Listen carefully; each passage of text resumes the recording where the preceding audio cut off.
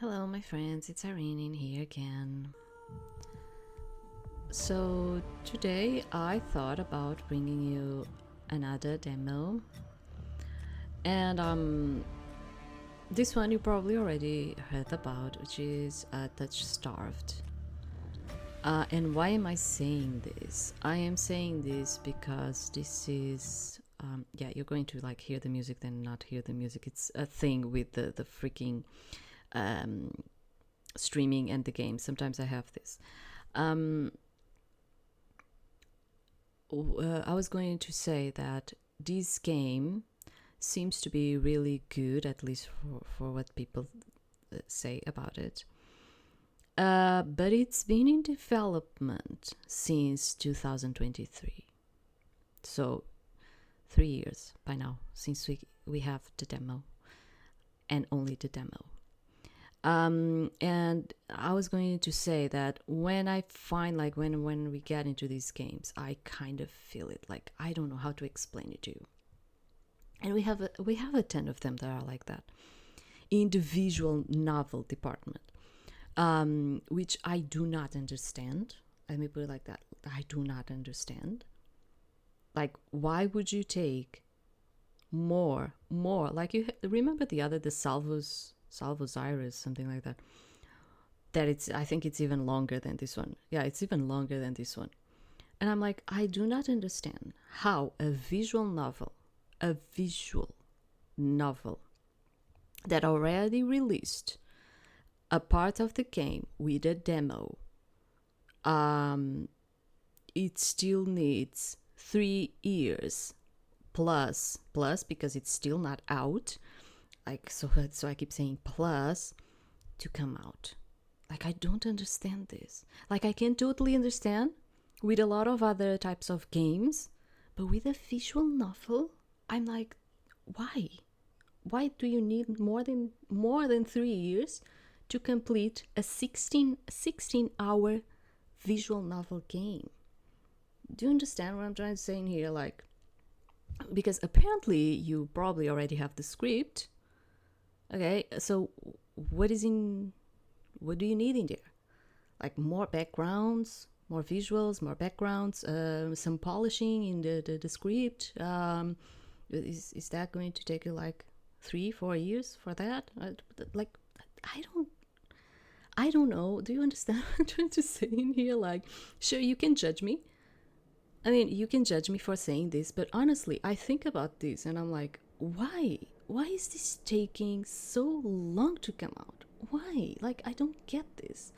And this is when it starts to like get into me, like, are we just talking about like people kind of like lazing around to get more kickstart money or something? I don't know, so they can laze around for some more years. I don't know.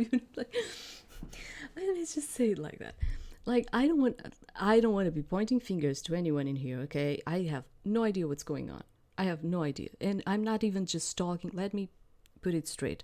I'm not even just talking about this situation. Like, there are other games that I've been bringing to you in here that are still to be announced, and they have like also like 3-4 years in a Kickstarter, and I'm like, visual novels, and I'm like, what's going on? What happened? What's going on? Like, why? You know, so yeah, sometimes you kind of feel this, which is like, they are really good, but at the same time you start like having like this thing inside of you, which is like, why is this taking so long? I mean, I really do understand when we are talking about games that have more complex programming.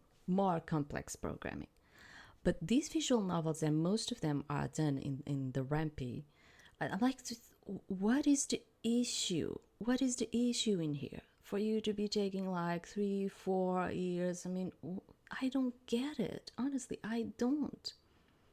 You know, is it because you want to bring voice acting and the voice acting is too much expensive, so you are, taking more time to get more money for the voice acting? Then just like say it. just put it like in the description in the Kickstarter. We are trying to raise more for the voice acting. Please help us. Just say something in that kind. Don't just like, we will bring it someday under the rainbow. Like, it's just, why is this? Okay, let's continue, because I don't want you to like, I don't want, especially like, imagine developer comes in here like, why are you like pointing fingers? I'm like, I'm not trying to point fingers to anyone in specific. When I'm saying this, I am pointing fingers to all of them. They are like taking like 3-4 years and nothing is coming out, and you start like thinking like, what is going on in here? It's a freaking visual novel. You use the same sprites all the time, unless you like change that character's sprite into like 4 or 5 different sprites just for that character or something. Yeah, it's going to give a bit more work, but is that going to take you like 4 years? Like, do you understand what I'm trying to say in here? Like, it doesn't even make sense. But yeah, sure. Let's just continue. Let's just continue like that. So, name, TOUCHSTARVED. This is from Red Spring Studio. And the story goes like, you were born cursed with hands that twist the mind of any human you touch. Desperation leads you to the shadowy city of Eridia, where your fate intertwines with 5 monstrous strangers. Each can offer you salvation or damnation. How far will you go to cure yourself? Choose your main character's pronouns and origin story and guide them through a thrilling journey with branching storylines, character-based routes, and multiple endings. Your choice determines whether the story ends with gothic romance or blood-curdling horror. Will you lose your humanity in search for a cure, or will you find a way to save yourself and those you love? Yeah, so another thing. This one has bad endings, and I know because right at the beginning, I think the first time I played, let me tell you, I never played the demo, Julian. Because I think like the first time I tried, I got like a bad ending at the beginning, and I was like, oh, I'm going to leave this one for another time. And I don't think I've ever picked it again. Because, I like to play visual novels. It's like probably like the genre I most like to play. But I also like to play other things. So, I mean, that's why there's like a ton of visual novels out there that I haven't even seen yet. And they might even be old, but I haven't even seen them because, sometimes I like to play other things too. So this is LGBT included. Let's I don't know if I should put like the sound a little bit low. We'll see it.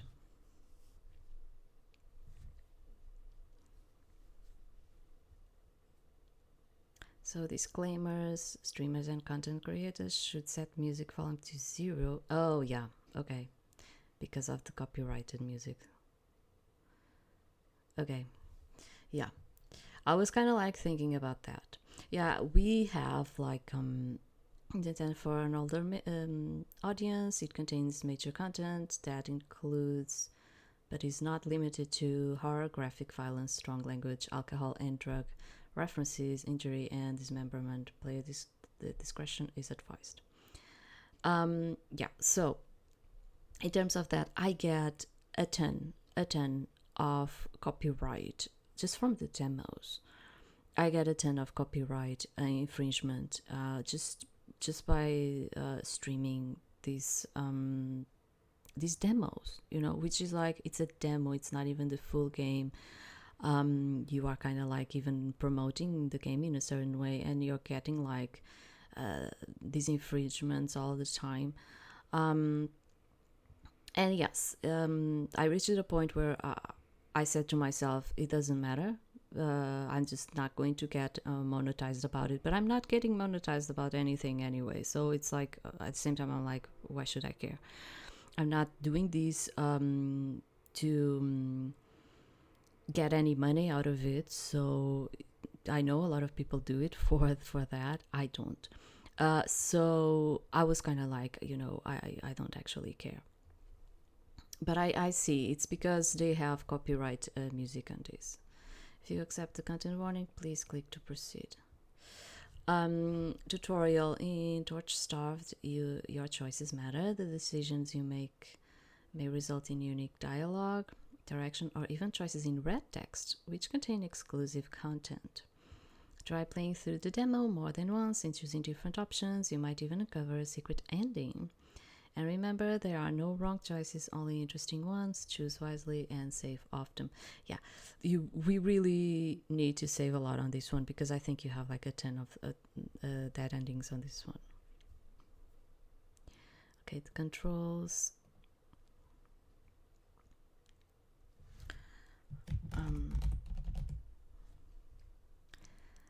But maybe I really should put at least a bit lower than. I don't think I like it to be completely zero, and it's fine. We get the infringement, but it's kind of okay. We'll deal with it. Since I'm not being monetized about nothing of this, so choose she her. This world began to unravel long before you were born. I put the cursor somewhere else.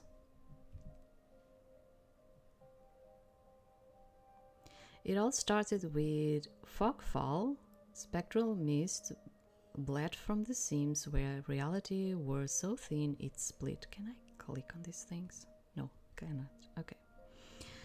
And from that fog emerged monsters, inhuman beings with unnatural powers.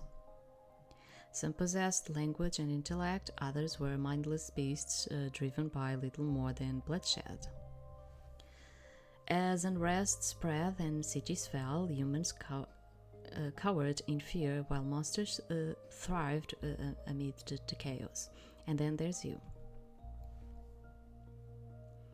You don't know what you are, but one terrible truth is certain. You were born cursed, with hands that alter the minds of those you touch. Choose your backstory. So we can go unnamed, a fallen oracle. You were raised as an oracle in a remote temple. The priests claimed your touch bestowed enlightenment, but a visiting mage revealed your curse for what it is. Spurred on by the mage's words, you fled in search of the cenobium. You regularly experience unnatural premonitions that rattle your body and soul. An innate sixth sense gives you a heightened awareness of hidden supernatural presences. Okay, the exile, a solitary survivor. You were exiled to a life far from civilization. Your only kinship was with the elderly hermit who taught you how to survive in the wild. He lost his life in search of a cure for you, but left you with a final lead to pursue the cenobium. It's the cenobian thing, okay. You are a seasoned survivalist, well-versed in deciphering soulless behavior. You've gained fluency in various languages and an uncanny intuition for detecting danger. Okay. And the alchemist, an abandoned mage. An exiled cenobium mage took you in as a child, raising you as her apprentice. She seemed to take pity on your curse, but you discovered that she was cultivating you as a test subject. You fled to the cenobium seeking a cure. You're an experienced spellcaster with an encyclopedia knowledge of alchemy, spellcraft, and history. With a little observation, you can identify the subtle effects of magic. Let's go with like the exile one. My name is Irina. I selected she, her. My backstory is the exile. Yes, it is.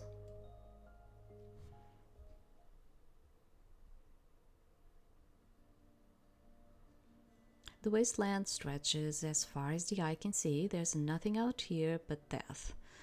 The ever-present stench of decay and countless sun-bleached bones cast like seeds across the barren land. Yeah, I put the font a bit larger for me. You know, I always prefer to have it larger, but you don't have to put it like that, okay? You can have like the default, the normal one. I like to have it a little bit more larger for my eyes. I could say death doesn't scare me, but honestly, I'm desperate. It's been 2 weeks since I joined a caravan bound across the wastes. Finding a group that would accept me was a trial in itself. I can hide my hands and deflect probing questions. But sooner or later, people always suspect something strange about me. As rations grew sparse and canteens ran dry, tensions rose. Despair began to set in until I saw it.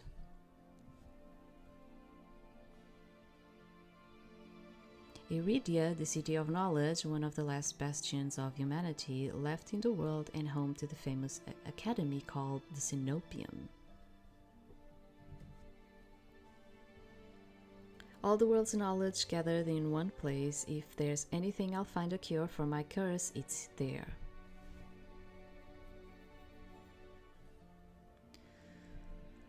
All that stands between me and a new life is a final stretch of salt-soaked wastes, or so I think, until I see the first tendrils of fog snaking beneath the wagon. Is this fog fall? My stomach sinks at the very whisper of it, a silent storm more devastating than fire. Dangerous in cities, but a death sentence beyond them. A thick blanket of fog engulfs us, snuffing out the lantern's light. The wagon lurches to a stop. An eerie silence, heavy as the mist, falls over us. The only warning we get is a strangled scream. I'm not going to scream because it's really early in here and I cannot.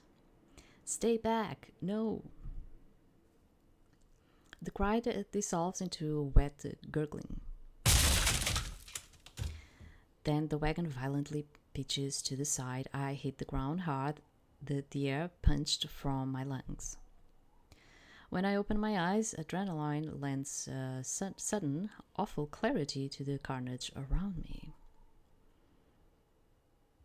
A trader I once shared bread with lies face down in the mud, their back reduced to long strips of torn muscle, gleaming gristle, and exposed bone. Bodies litter the wasteland.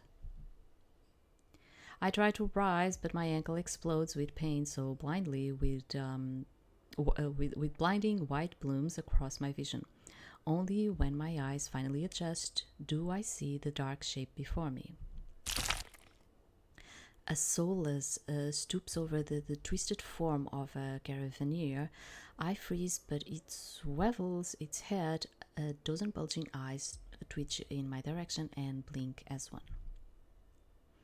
In that moment, I sense its gnawing hunger, an emptiness that cannot be filled no matter how much blood and flesh it consumes.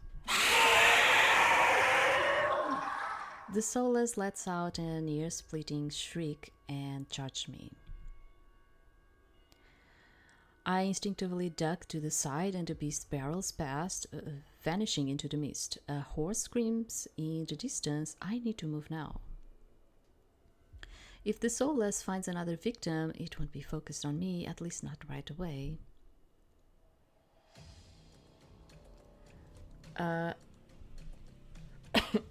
Let me start saving, because I think you get like a bad ending right now, right at the beginning. I'm going to head towards the wagon. I take cover beside the wagon where the air is thick with greasy smoke. Fire eats through the gaping hull, spluttering where lantern oil mixes with brackish water. Every person I see is dead or dying except one.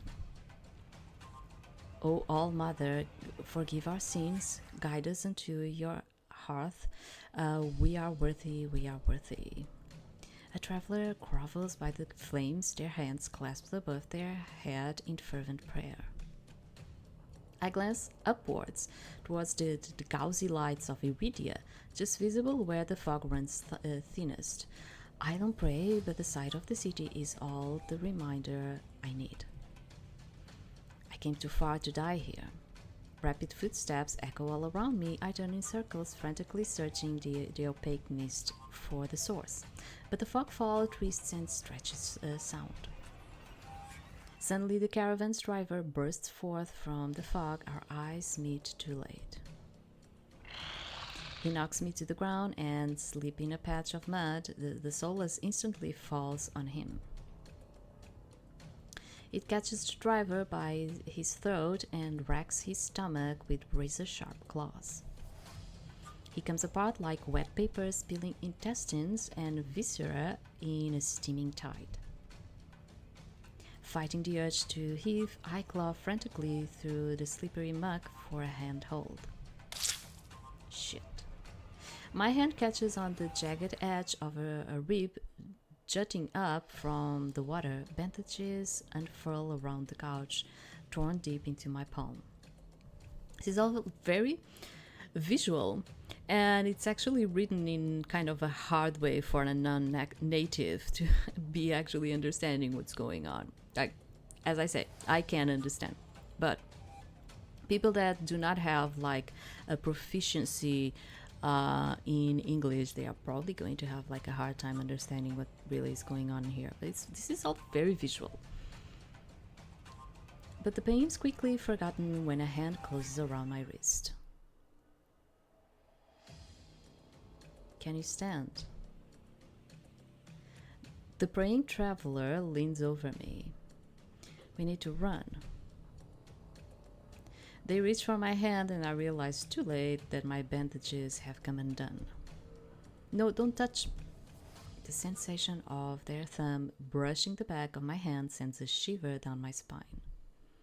All it takes is one touch, and in the space of a breath, my curse takes hold. Their lips peel back into the arranged green.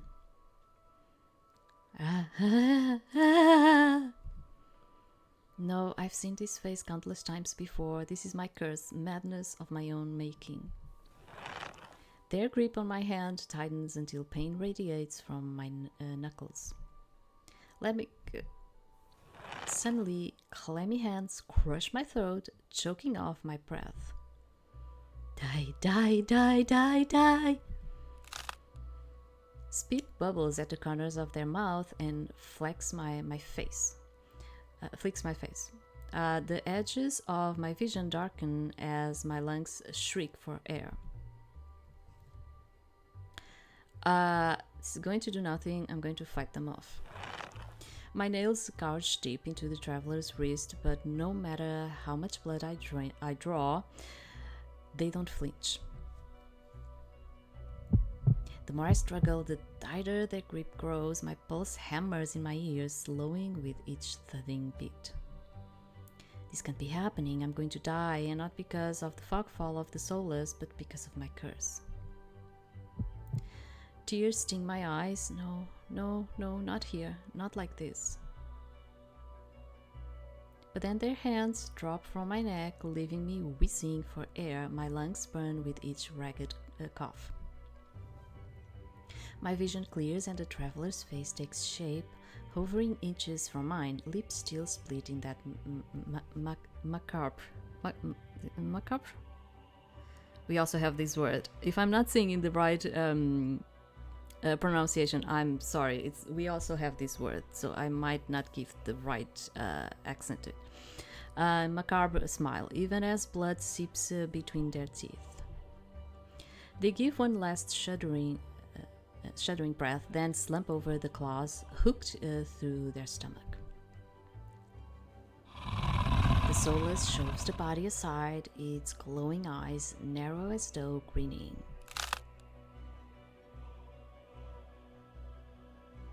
There's a flash of claws. Red spills across my vision.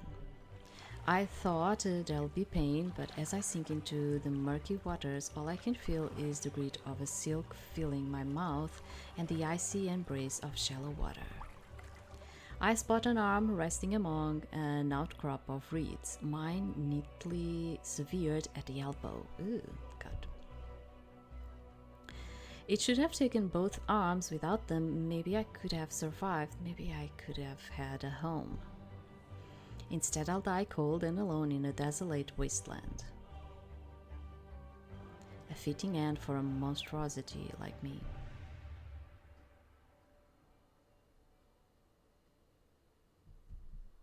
If this is death, it's not as bad as I feared. The cold is gone, as is the choking stench of bog water. I could drift forever, cocooned in oblivion until all thought and sensation vanished. No curse, nobody howling at me in madness and terror, nothing at all. The thought has a terrible appeal to it. But I take a reflexive breath and air pours into my lungs, then out again in a ragged gasp. Feeling comes floating back, warm cloth on my bare skin, a firm surface underneath me, a strange tang of sulfur in the air. Do not be afraid.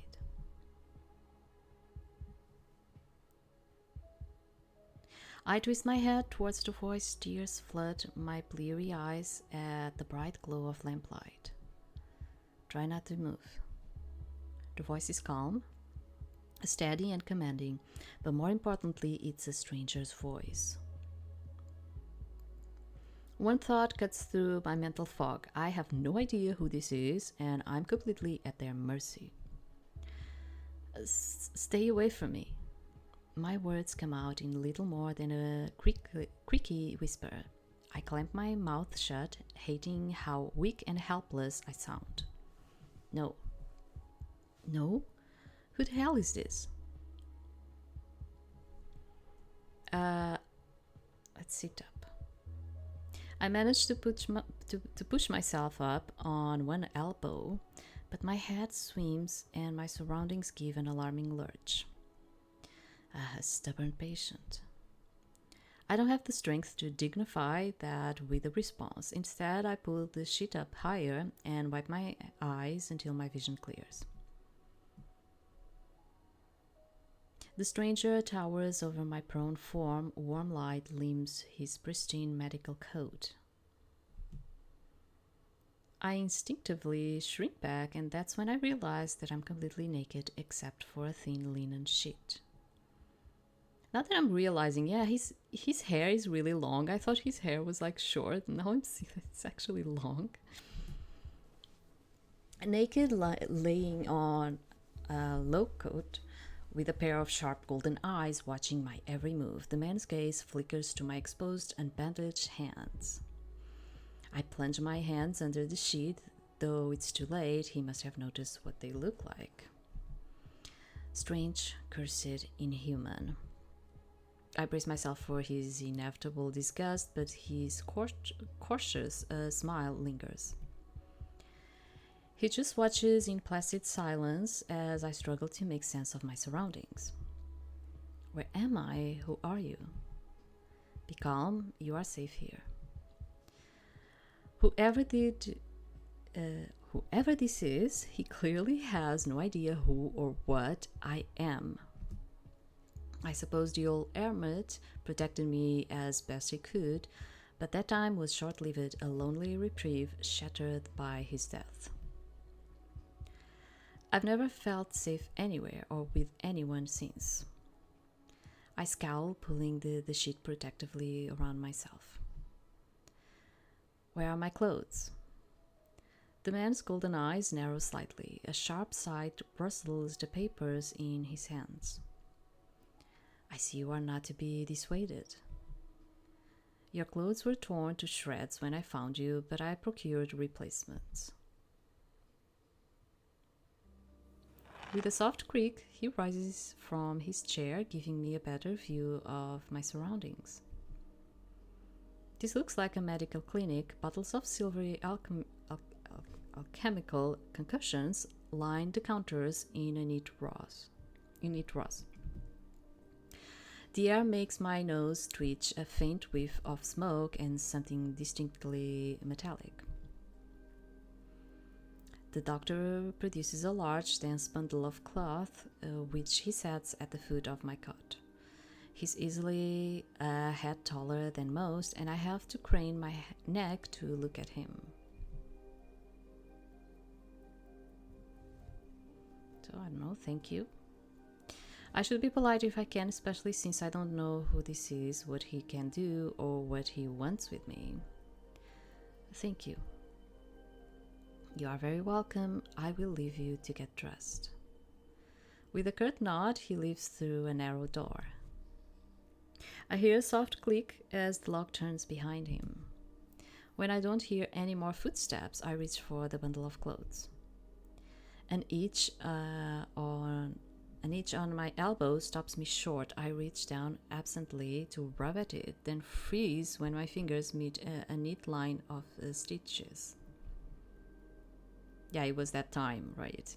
I know what I saw. That piece took my arm clean off. And yet the limb shows no sign of injury apart from the black stitches poking through my skin. I gingerly flex my fingers, feeling my heart race at the sensation. This is impossible. I should be dead, or at the very least, gasping out my last breaths. I squeeze my eyes shut, waiting for the pleasant dream to unravel, to wake up and find myself bleeding out in the swamp. But nothing happens. The seconds tick by, and my arm remains resolutely healed, my surroundings pristine and quiet. I feel like sometimes they needed to put like a paragraph instead of continuing the sentence, putting like two sentences together. Like it needed to have like a paragraph. I'm not talking about like this exact one. I'm talking about like some that I already read and I was like, this needed to have like a paragraph in here. Like then like continuing.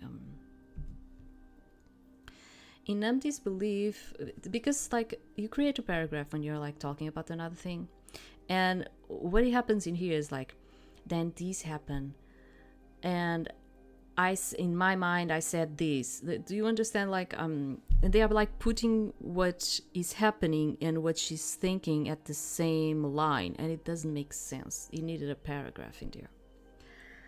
In numb disbelief, I grab the replacement clothes and begin stiffly pulling them on. They are thicker and warmer than mine were, bundled with a black woolen cloak. But there's one thing still missing: my bandages. The doctors didn't leave me with any, though I know he saw my hands. I slide off the bed and take a few unsteady steps towards one of the drawers. If this is indeed a doctor's clinic, there must be bandages somewhere. I start opening drawers at random, and of course, that's when the door swings open, not swings. Are you looking for something? I rolled around, clutching a thick roll of clean bandages. I try to step back from him, but my legs bump up again against the cot. Your caution is understandable, though if I meant you any harm, you would know. That doesn't make me feel better in the slightest, but he makes no move towards me. So I quickly wind the bandages around my hand. Yeah, my eternal thing, right? It's like, because it's written like wind. Is it like wind or wind? Or you use the same freaking word to say a lot of things. Like English, man. I don't know what to do with you, honestly. Yeah, like I constantly have like this issue with English. It's like, why you do this to us, non-native? Why do you do this? The glowing scars and mottled skin disappear under a layer of clean white cotton. May I ask why you need additional bandages? I can help if you tell me what ails you. I doubt it. Traveling to Eridia was a gamble born of desperation rather than hope. Nothing has come close to curing my curse. And yet my left arm twitches, the arm that was severed before my very eyes. The doctor's unblinking gaze follows my every move. It's clear he won't drop this without some sort of answer. The bandages protect me, and they warn others to stay away. I've tried every way of covering my hands, and this works best. Most people avoid touching me as soon as they see the bandages. An illness, then, or a less mundane affliction spread by contact. I flinch. He doesn't even sound surprised, and that's far too close to the truth for comfort.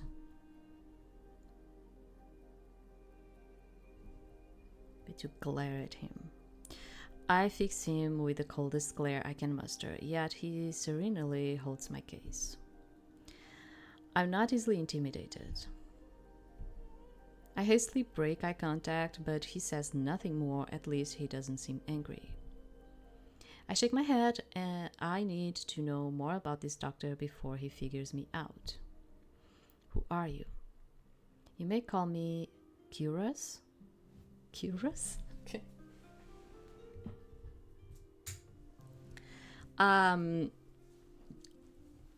It's funny because if you put it like cura for us is healing.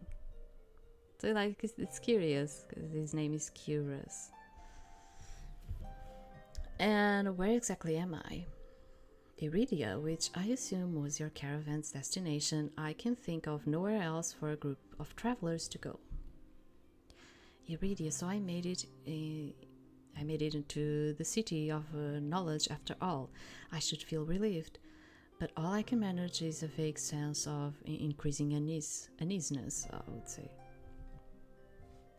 How did I end up here? I brought you to my clinic, of course. You were the only survivor from the caravan, barely clinging to life. You needed immediate treatment. Which you provided? Yes. He says it too simply, as if I'm a small child and he's explaining basic addiction to me. I frown and flex the fingers on my recently healed arm. Aside from being a bit stiff, it feels fine, thoroughly attached to me. You are saying that you stitched my arm back on. Pardon? A soulless attack at the caravan. It ripped everyone to shreds. It tore my arm clean off. Yeah, that's what I was kind of like thinking, because she was just like saying, like, no, it's back in here, and just has these stitches, and I can move it anyway. So I was like, what?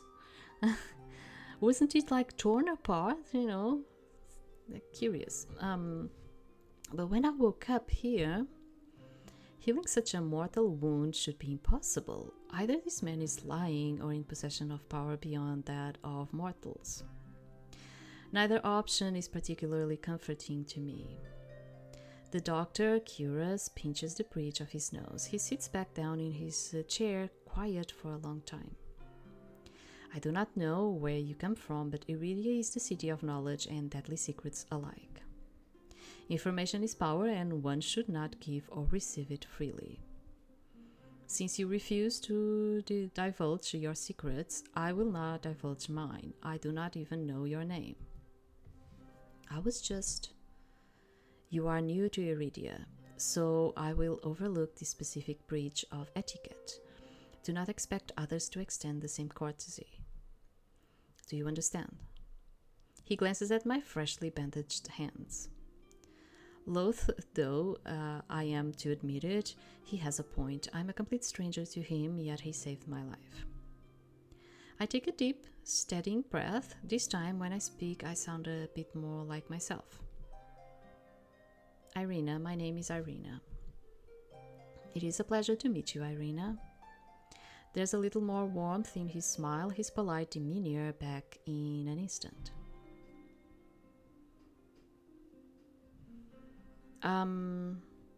Let's continue doing some saves, because otherwise I might get into a really bad situation here.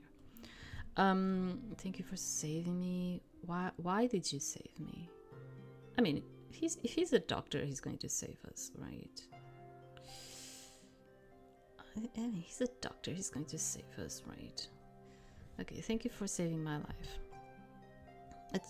I chance a smile in return, even if he won't explain how he did the impossible. There's no doubt in my mind that I'll be dead if not for Curious. Think nothing of it. I'm not sure if he's just being excessively courteous, but his words only raise more urgent questions. I have to ask, Why did you save me? You don't know me. The question seems to startle Curious. I could hardly leave you to die in the wastes. Assisting those in need is the very essence of a doctor's duty. Yeah, that's what I was kind of like saying. Like, I mean, right? I've never met a doctor who also handed out free clothes.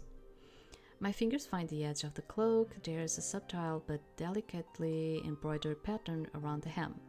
I try not to think about what price Curious might demand for such a well-made clothes. Let me just increase it a bit in here, because I think it's kind of messing a bit with me. Because I'm reading up, like on the up. Sorry, I'm reading on top, and like there's still words that are still going on, and I'm like, I don't know. It's kind of like messing. It's still not at the speed that I'm used to. No, I suppose not. Forgive my presumption, I rarely come across such a fascinating patient. I blink. What did he just say? I simply meant that few would cling to life so resolutely or brave such a perilous journey to Eridia. I could not help being curious about you, Irina. His voice dips to a soft murmur, and he abruptly looks away from me. You are pretty curious yourself. I don't know what to say to that. Okay. Am I? Well, I haven't forgotten about my arm. I wiggle my intact fingers at him. Clearly not. But you haven't asked me for any payment either. I require none from you. Travelers do not have an abundance of coin, and leaving you destitute in a strange place would be unethical. I fall silent, unsure of what to say. Nobody would help a horror like me for free. There has to be some kind of catch or trick, right? A loud knock at the front door stops our conversation cold and spares me from having to say anything else. Duty calls. Unfortunately, you are not my only patient today. The knocking grows more insistent, and Curious lets out a tired sigh. Please wait. Though he says it quietly, the clamor on the other side of the door abruptly stops. Do you need anything before you leave, Irina? Oh. Between the soulless attack and my miraculous survival, I'd almost forgotten why I came to Eridia in the first place. I need directions to the cenobium. The cenobium? The look on his face is downright chilling. He pauses, choosing his words with cold deliberation when he speaks again. Whatever you seek, it is very unlikely you will find it there. The cenobium's gates open for precious few visitors, and even if they opened for you, you would not like what you found inside. My heart sinks. Is he saying that I came all this way for nothing, risked life and limb for nothing? No, that can't be. I've only just arrived, and Eridia's the largest city still standing. There has to be a cure for me here. Then if not the cenobium, where would you suggest? Do you know anyone else in Eridia? I shake my head. Then I suggest a local guide. Head to the Wet Week and ask for Leander. Leander, okay. We have a name that is very similar to this. Okay. The leader of the Adderstone. Okay. Excuse me, the wet what? The Wet Week.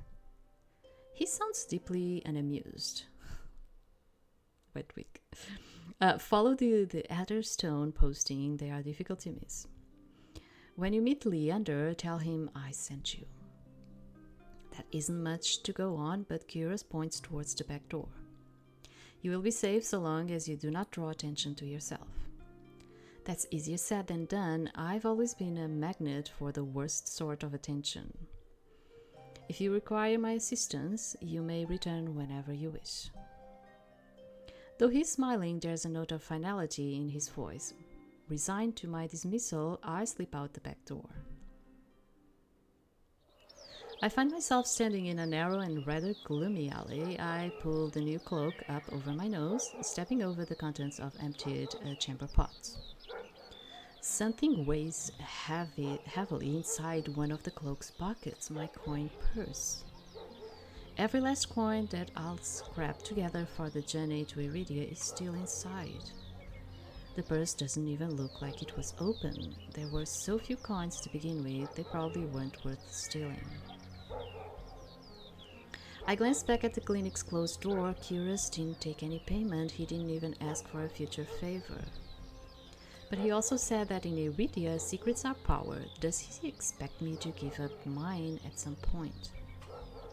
That's not exactly a comforting thought. Still, no matter why he did it, Curious gave me a second chance and a lead on where I might find help.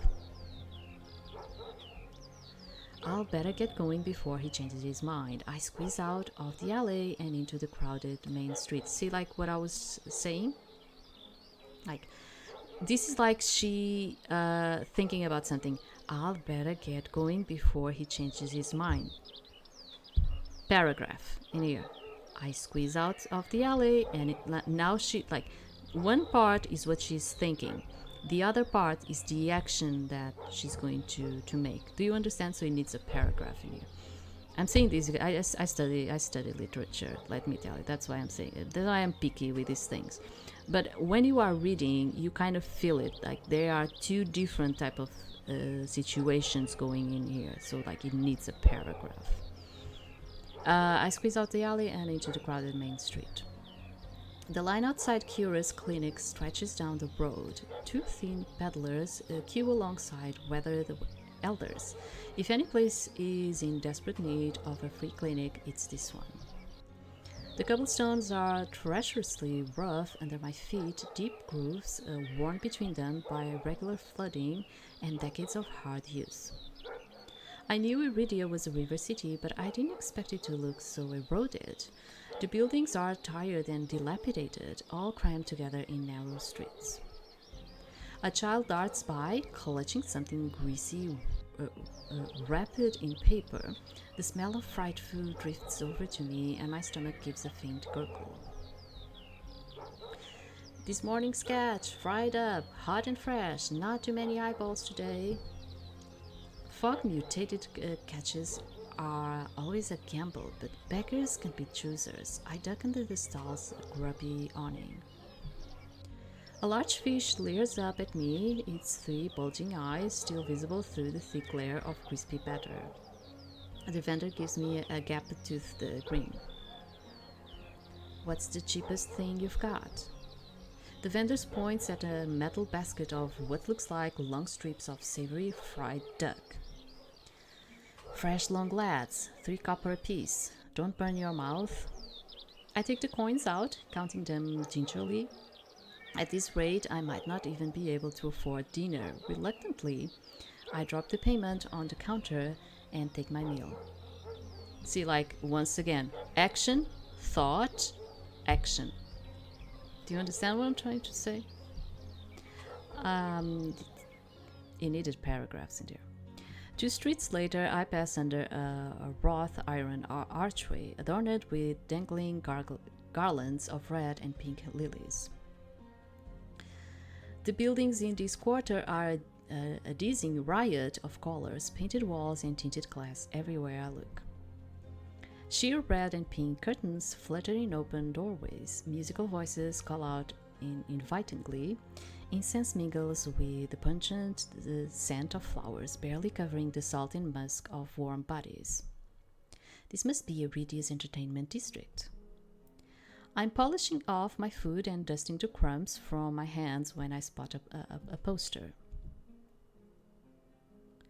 It features the silhouette of a smiling man wearing a single dagger-like earring and the words "The Atherstone," printed above his head. If Leander is the leader of Atherstone, then the face printed on the poster is likely his. I followed the line of identical posters around a corner and nearly hit my head on a precarious dangled wooden sign. Looking up, faded orange letters read, "The Wet Week." The facade of the building looks like it's seen better days, but I hear faint music and laughter coming from inside.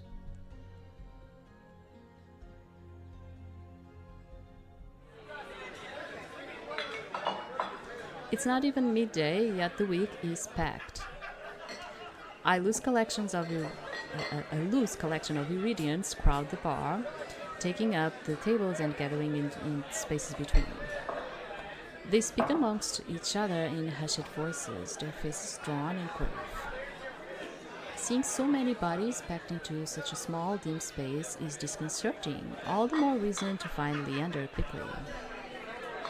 A cursory glance doesn't turn up anyone with a dagger-shaped earring, and I'm considering searching the bar when a loud voice carries across the room. Now, I'm no prior or curator. I'm not much for paperwork or pencil pushing. And honestly, I don't even think those ropes come in my size. It's a bit too loud, isn't it? Like, sorry, but it's a bit. I crane my neck, but the crowd is too dense for me to see the speaker. Gather around, I want to show you all something. There's no time to move out of the way. The audience surged towards the center of the room in a sudden torrent. I'm caught and swept along with them. Hey! The clatter of failing chairs and tables being shoved aside drowns out my complaints. I thrash and throw out my elbows as heavy bodies press into mine. My hip knocks onto a table. I grip it, holding on tight to steady myself, but the crowd has stilled. A pair of gilded boots stride across the tabletop. If you want nothing but guidelines in practical policies and needless bureaucracy, you know where to go. I drag my eyes upward. A man towers on the table in front of me, arms spread as he addresses his rapt audience. But I'm not going to wait for word from on high. His impassioned words provoke nods and excited whispers. But nothing is as captivating as his brilliant smile. He beams at the crowd around him, a performer on his makeshift stage. And unlike those clerics, I don't need Abus approval to cast a spell or two. As he raises his hands above the audience, the dagger-shaped earring dangling from his left ear catches the light in a flash of gold. It seems I've found Leander. These are our streets. We make our own luck here. He snaps and a flash of pale green light erupts from his hand. With a flick of his wrist, Leander conjures a ribbon of glittering light. A delicate flower stem sprouts from between his pinched fingers. One by one, glowing lily petals unfurl. Leander raises the flowers with a flourish, and the bar bursts into clapping and cheers. A magic demonstration was the last thing I expected from a place called the Wet Week. Leander plucks the shimmering flowers out of the air and turns in a slow circle. Now, who could use some good luck? Eager onlookers scoot closer to the table, but Leander's cold, green eyes slide right over them and lock on me instead, of course. Yeah. How about you? My chest grows tight. Suddenly, I'm in the spotlight. Sure. I reach out and take the flowers from him, all too aware of my trembling fingers. There's no weight to them, only a faint warmth that radiates from the stems. As soon as the lilies leave Leander's hand, they dim and they fade away in a shower of opalescent light. To my surprise, Leander laughs under his breath. That's the problem with flowers. They don't last long, but they leave an impression, right?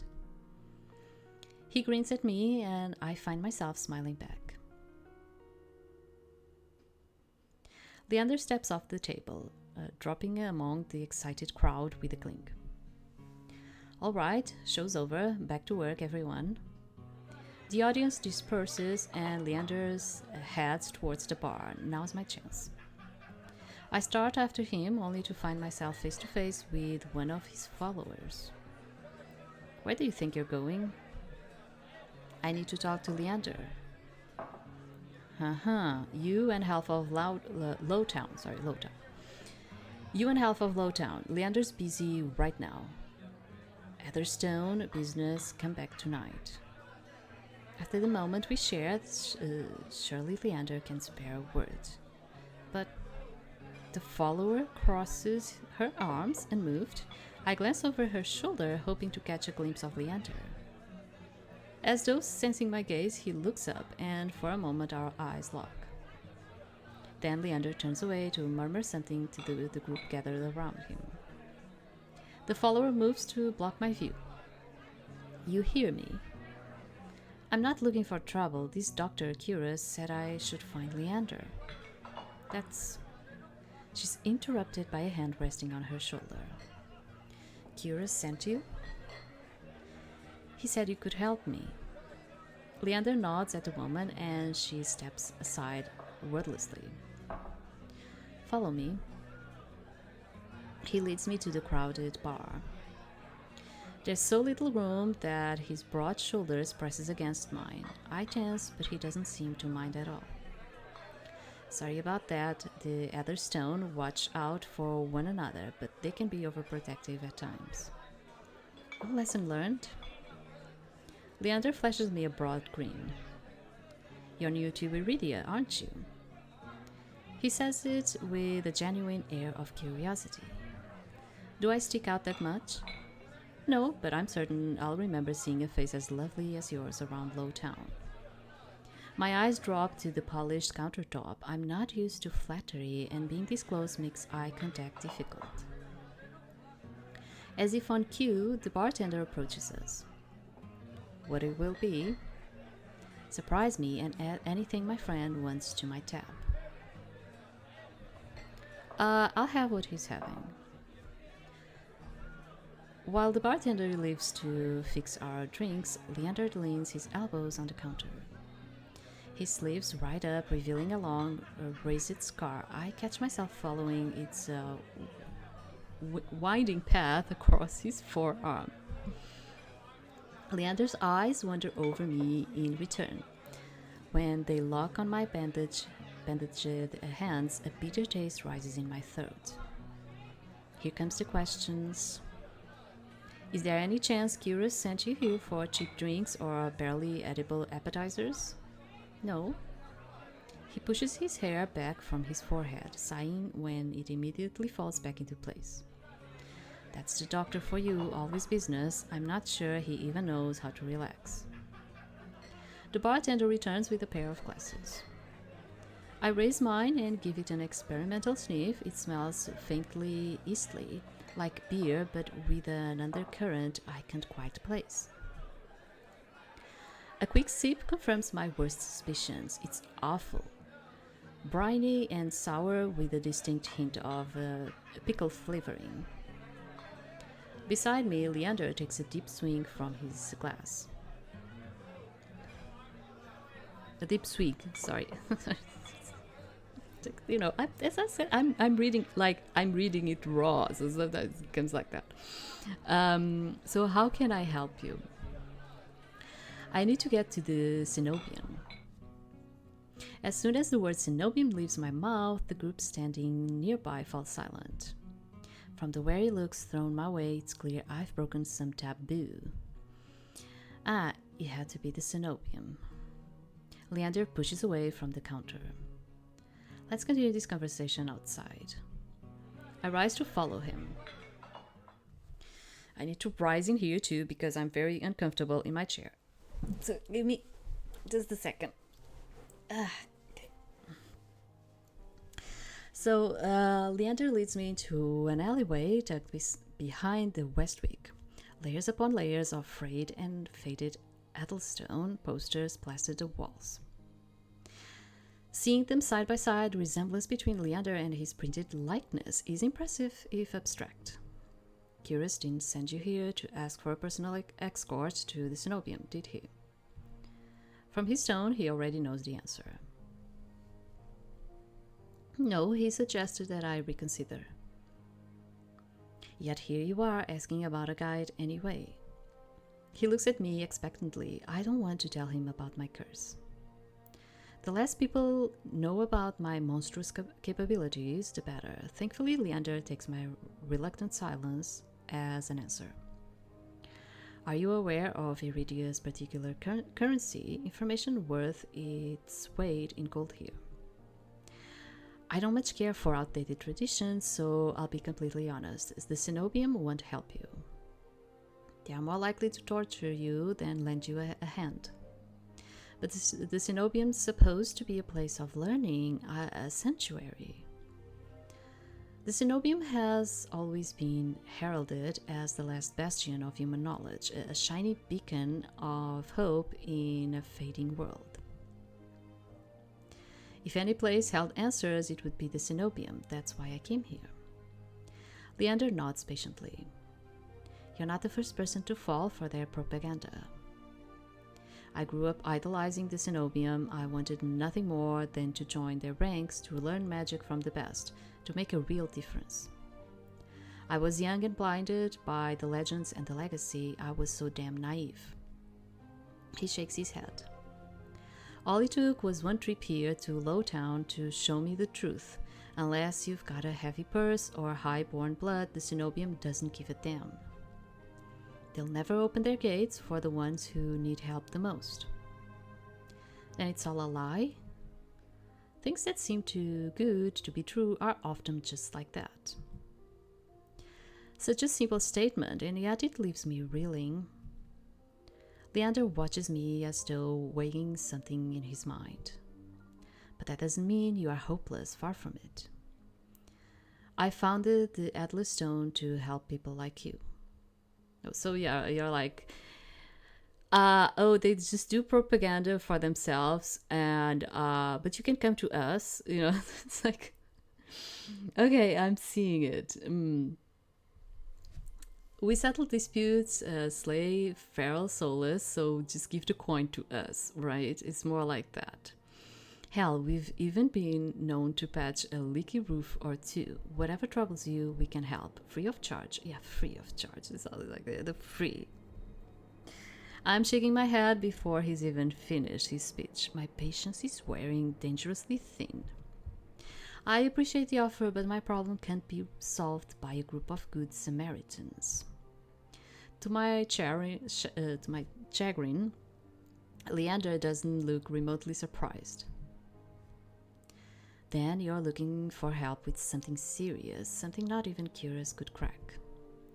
It must be a truly remarkable problem if you came all the way to Eridia searching for help. Tell me, how can I help you? Leander may not work for the cenobium, but he is a mage, a powerful one if his demonstration earlier is any indication.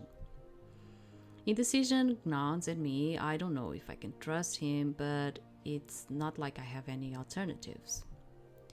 I hate to admit it, but this might be my only path forward. My confession comes out in a strained whisper. I am cursed. He looks me up and down, taking in my face, my eyes, and finally my hands. Is that why you bandage your hands? My touch is dangerous, it changes people, hurts them. Before I've even finished, Leander pulls his left glove off, he flexes his fingers and grins. Alright, let's see it. As he offers me his hand, a prismatic flash of magic ripples across his palm, but I'm already shrinking backwards. I can't. I don't care how confident Leander is, I won't allow myself to hurt him, to see his kind face unrecognizably warped. I don't want to hurt you. I'll be fine, trust me. I've seen enough curses and X's to last me 2 lifetimes, but I'm still standing. Do you really think Kyros would send you here if I couldn't handle it? I don't even think Curious knew what it was either. How should I know? I only met him today. I'm twice as good as any Cenobian mage. If anyone can help you, it's me. You don't know what you're asking me. I'm asking you to trust me. I look from Leander's outstretched hand to his confident smile. Then I begin unwinding the bandages from my hand. If you lose control, don't say I didn't warn you. You can tie me up first if it makes you feel better. Then let's tie you up. His attempt at levity does little to comfort me. With each joint I expose, I grow increasingly certain that this is a terrible idea, but if he's bothered by how my hand looks, he doesn't show it. All right, deep breath on my count. My fingers hovers shakily over Leander's palm. 3, 2, 1. Touch him. I tap his palm once as quickly as possible. It's barely more than a brush, but that's all it ever takes. Heart racing, my eyes dart to his face, but Leander only smiles gently. See? It can't be. When I reach for his palm again, Leander catches my wrist before I can pull back. I told you there's really nothing to worry about. He trails off when my thumb grazes the soft skin of his inner wrist. I search Leander's face for traces of madness, but his eyes remain a clear, soft green.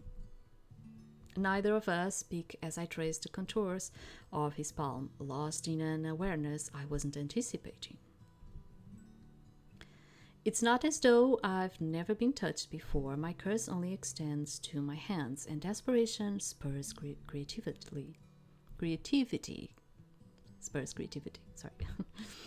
But all that pales in comparison to this. I've never experienced such intimacy. My fingers, long depraved by years of bandaging, pick up every single detail. The grooves along his palm, the smooth shell of his nails, the bones in his wrist. For as long as I've lived, I've never been able to hold someone's hand without dire consequences. I never realized what I was missing. While Leander's pulse is steady, mine hammers as fear gives way to excitement. Let's keep touching him.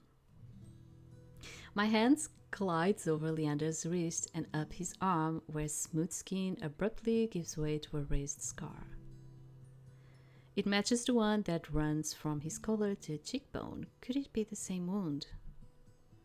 When I glance at Leander's face, his lips part as he considers his words. Am I the first person you've been able to touch like this? My hand goes still on his arm.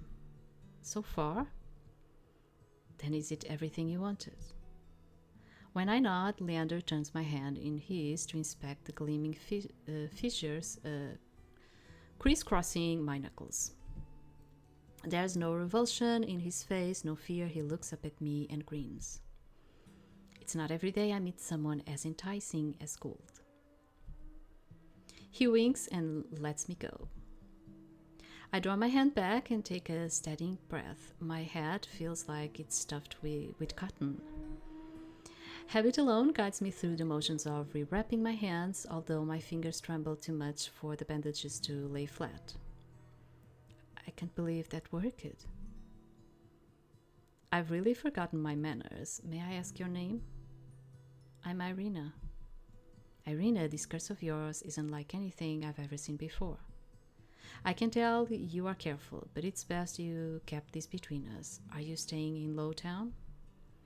I pause. Room and board was something I'd yet to consider. I don't know. Let's get you properly settled then. The week is noticeably quieter. Without their leader, most of Leander's followers have dispersed, or in a few cases fallen asleep beside their drinks.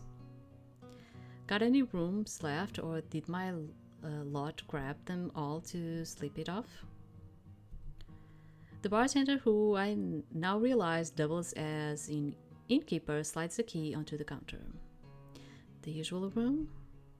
Leander's laugh sounds slightly strained. No, not today. This is just for my friend, Irina. Right, stay as long as you like. You two have fun. Have fun? Leander clears his throat and holds the key out to me. I hesitate. My coin purse barely holds enough for a day's worth of meals, let alone a room. How much do I owe you? Nothing, my treat, since you shared your secret. Food, drink, a warm bath, anything you need. Carefully, I take the key from him. It's small but heavy in my palm. I never expected to have a warm bed in Eridia, let alone free meals. The thought of an entire room to myself seems unbelievably luxurious. Thank you. Eridia is twice as dangerous as it is wondrous. Be careful out there. And if you need a reprieve from what hunts you, come find me. I nod, taking one last look at the gleaming bronze key before tucking it into the pocket of my cloak for safekeeping. Leander gives me a friendly wave before returning to the bar.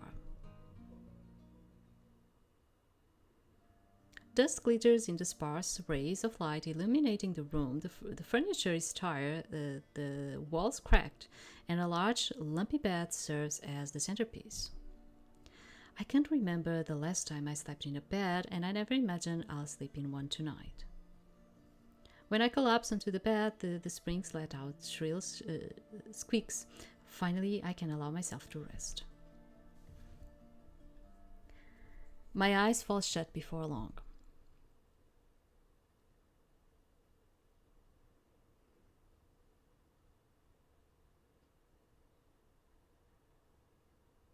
I wake to pale sunlight filtering through the narrow windows.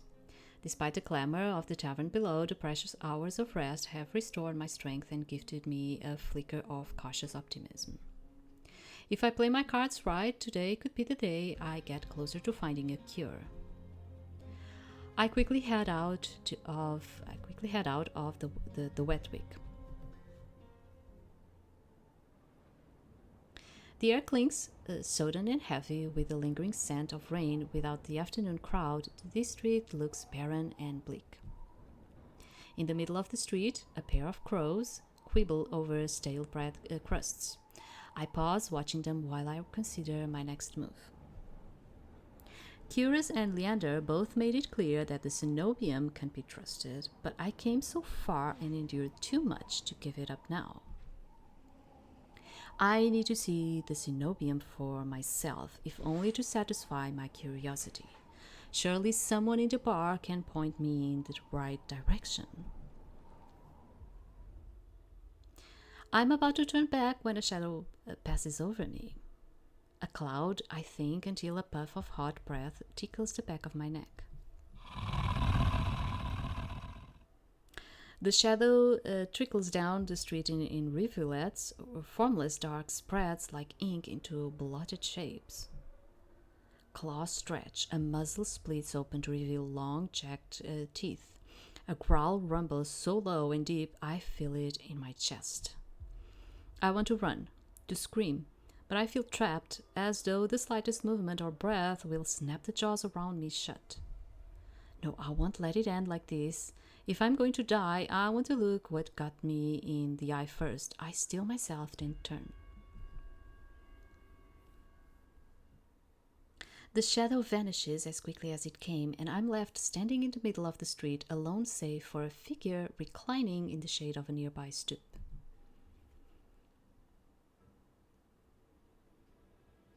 A monster.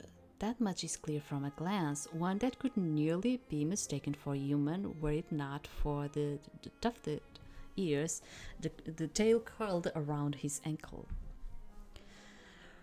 Or the dusk pink eyes with pupils that sharpen like needles when they fall on me. We lock gazes and the monster uncrosses his long legs. His hair gleams a shade of red that reminds me unsettlingly of blood where it curls around his colored throat. Jumpy, aren't you? His tone is so light and carefree that I glance over my shoulder to make sure he's speaking to me. When I look back, the stranger props his chin on his knuckles and regards me with an inscrutable grin. Did you see that shadow just now? It was massive, moved like a beast. Even as I speak, I'm aware of how ridiculous I must sound, but the stranger's smile doesn't falter. The only beasts I've seen are the weak drolling regulars, though this did catch my eye. With a flick of his wrist, my in-room key dangles from his finger. It turns on its chain, glittering when it catches the light. My hands fly to my cloak's pocket and, sure enough, find them flat. He crooks his fingers, beckoning. I've already taken 2 steps forward before some stifle instinct stops me. Something feels wrong. I'm still on the edge, thrumming with so much adrenaline that the stranger's shadow flickers at the edges of my vision. I always seem to attract the worst kind of attention, but I can't get rattled now.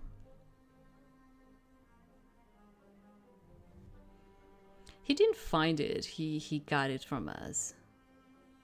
Let me do another save, because I don't know. Who said that's my key? Who said that's mine? He smiles wide enough to reveal sharp fangs. I saw you drop it. You really should be more careful. City like this, somebody might take advantage. A bald-faced lie said without a hint of irony. I approached the monster, careful to keep an arm's length away. He doesn't look dangerous, but the most deadly ones never do.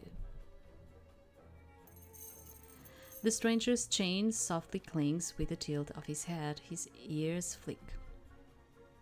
Keeping your distance. Until I know what you're capable of. You think I stole your dinky little key from all the way over here? He gives an exaggerated sigh. I'm good with my hands, but not that good. Do I really look like a common thief to you? He's got me there. The sheer fabric of his sleeves alone would be too expensive for most street thieves.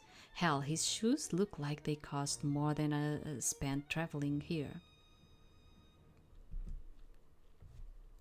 And then there's the shop behind him. No matter the city, parted pink curtains only ever mean one thing. I'm not looking to buy, and I doubt I could afford your services anyway. Luckily for you, I don't charge. The man runs the tip of his tongue over a fang, and for the first time since I stepped into that shadow, I feel something other than dread. My face grows hot. I didn't mean to assume. I'm flattered, really. Did you think you could pay to pet my ears? I just need my key back. Ask nicely, and I might even let you tug my tail. Just throw it here. So some speedily little street urchin can snatch it and run. He raises my key and tilts his head so he can watch it dangle back and forth. I suppose I could just claim your room for myself.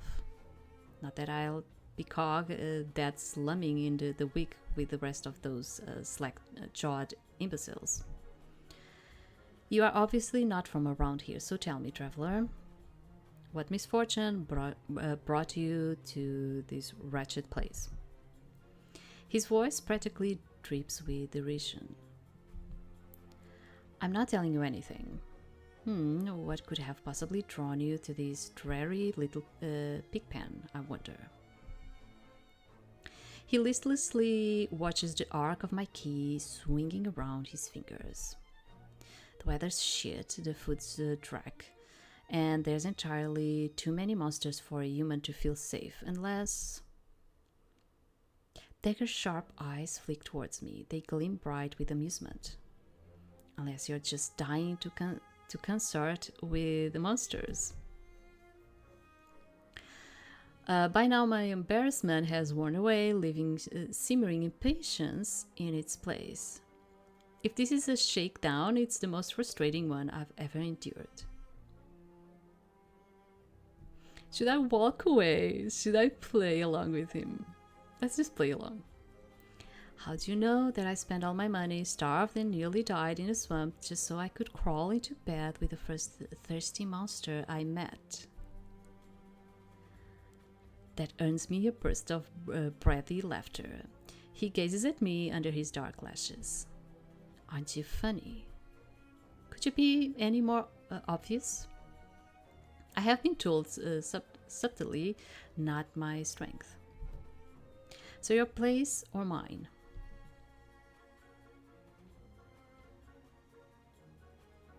I would invite you if I had my key.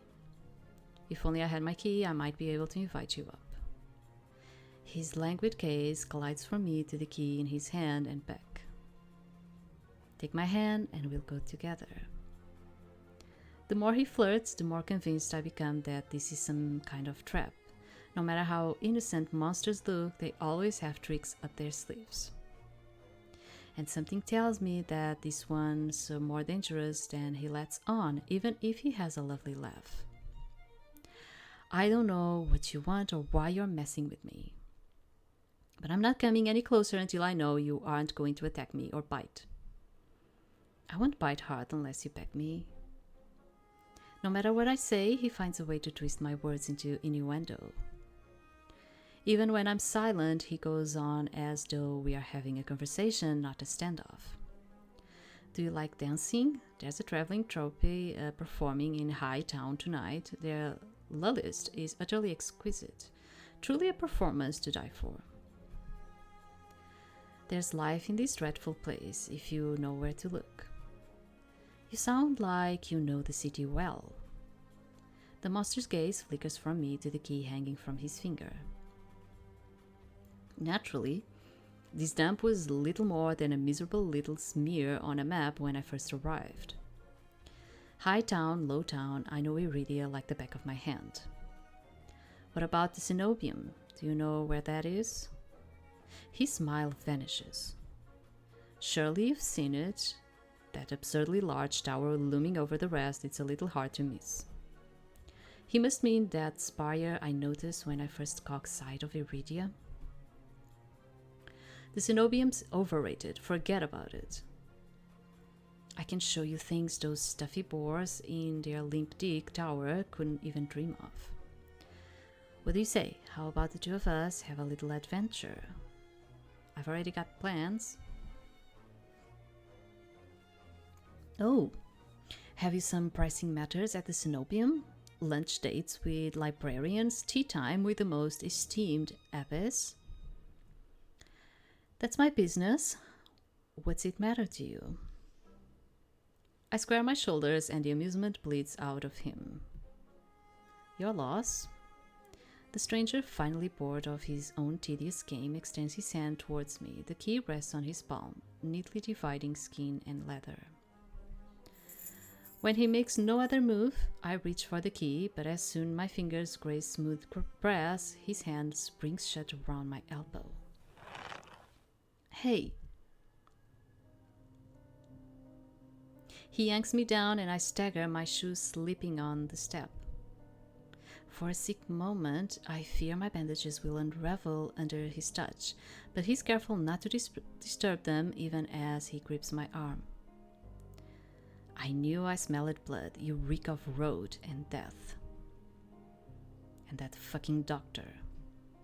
His voice, once silken, lowers to a smoky growl. The shadows around him seethe and boil. And something else. He murmurs against my throat, nose grazing my jaw. His breath trails down my neck, sending a thrill of dread through me. His wide, flat eyes gleam with naked hunger as he gazes at me. Let go. Just when I hear he'll bite, Just when I fear he'll bite, his grip loosens and his eyes widen with awe. It seems I underestimated you. You are... Veer? I would say Veer, probably. I don't know, Veer. The stranger's ears flatten and he releases me with a short breath. I yank my arm back, messaging my bandages. He twists around to see a woman duck out from the curtains behind him. From the look of her pressed white uniform, I'm almost certain she's a cleric of the cenobium. I leave you for all of 10 minutes and you're making trouble again. Will he quit harassing the tourists? The stranger, Veer, I take it, rolls his eyes and flashes the cleric a withering smile. So suspicious. Can't you see this is a friend of mine? A natural liar. He grins at me and his tail swishes coyly. The woman purses her lips at me, clearly unconvinced. I open my mouth to correct him, but Veer cuts in. I was graciously offering my dear friend some free advice. Though his voice remains light and cheerful, his expression darkens.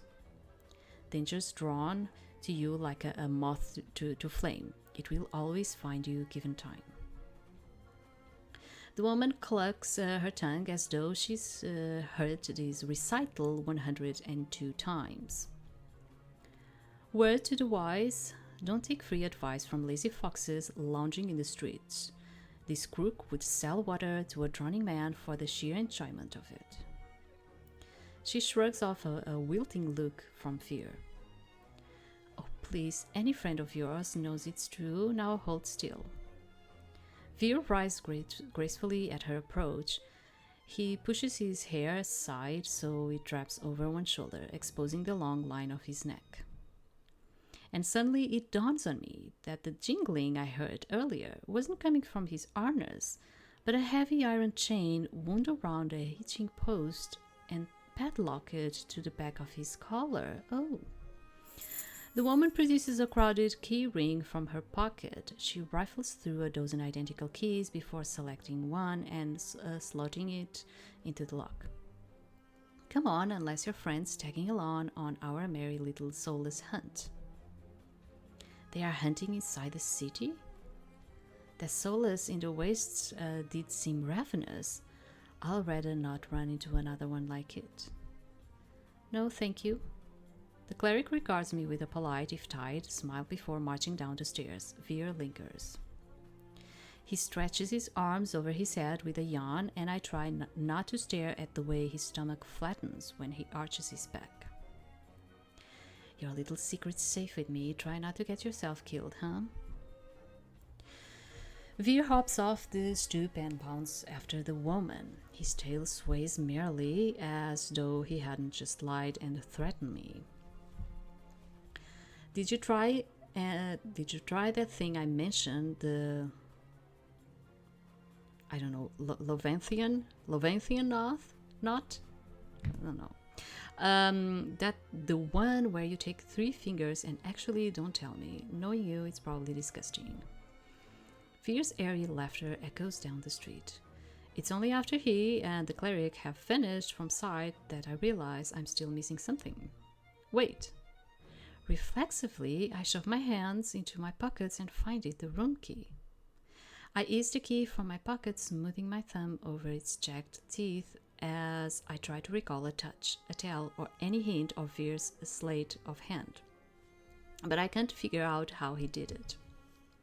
All I know for certain is that the Cenobians saw fit to leash him, a fate I could share if that's what his vague warning meant. I let my eyes drift skyward past the lantern gently swaying in the breeze to the Cenobian faintly visible through the haze. Just one glimpse is all I need, then I can put this all behind me. This time the key goes into my coin purse for safekeeping.